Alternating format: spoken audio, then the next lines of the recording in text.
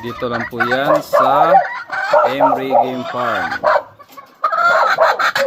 Silang, Cavite. Puntahan na lang po dito.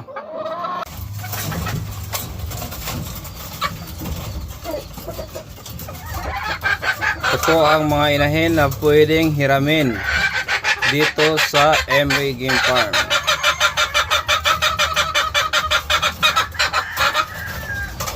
Yan po ay hiraw.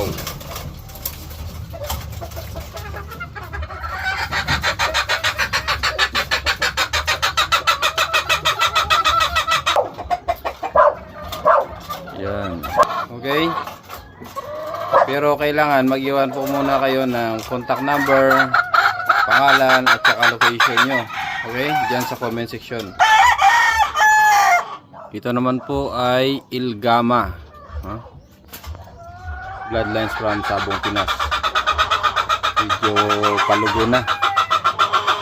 Yan po ay broodcock dito.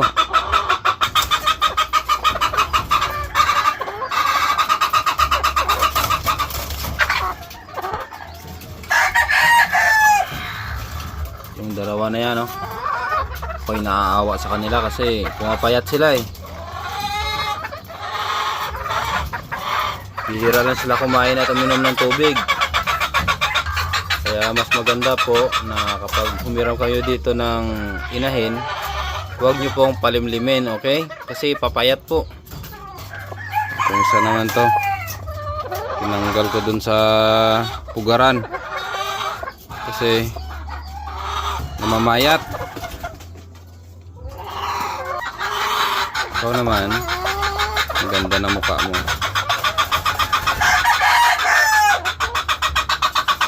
Gandang mukha. Hiramin nyo na to.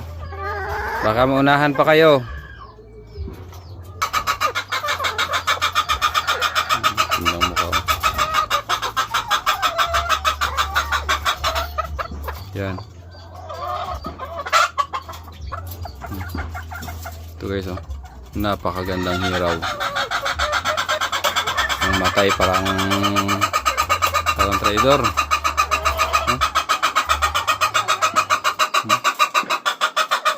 Ang ganda ng mukha nito.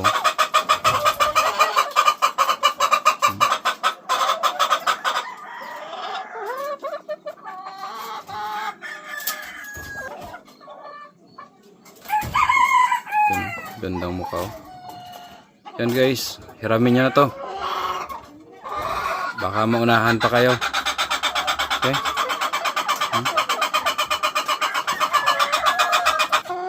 At ito din guys, magandang mukha.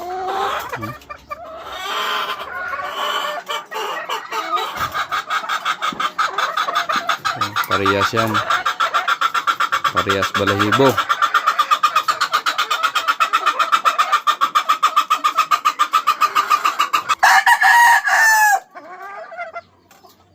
Ang ganda ng mukha. Ang sungit ng mukha nito. Matangkad dito ng manok. High station.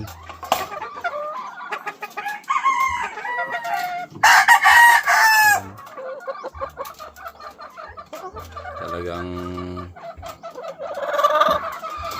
hindi talaga ito magpabaya. Papalo talaga yung mga anak nito. Formado. At ito pa. Papahiram ko yung mga inahin na to.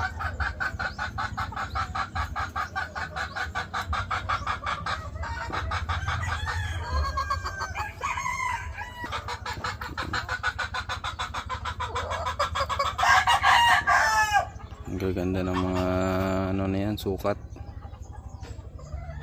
Ilgama yan. At ito naman yung nanalo sa bakbakan. Meron siyang tama sa hita. Yung laban yan guys, makikita nyo sa aking Facebook, no? I-search nyo lang Ryan Ibardulaza, no? Makikita nyo yung laban ng mga manok natin doon. Okay?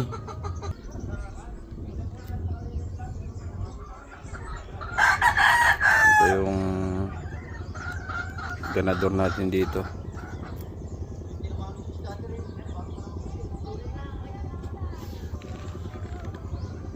Ito ay may 4 na panalo na. Yan ay medyo masungit.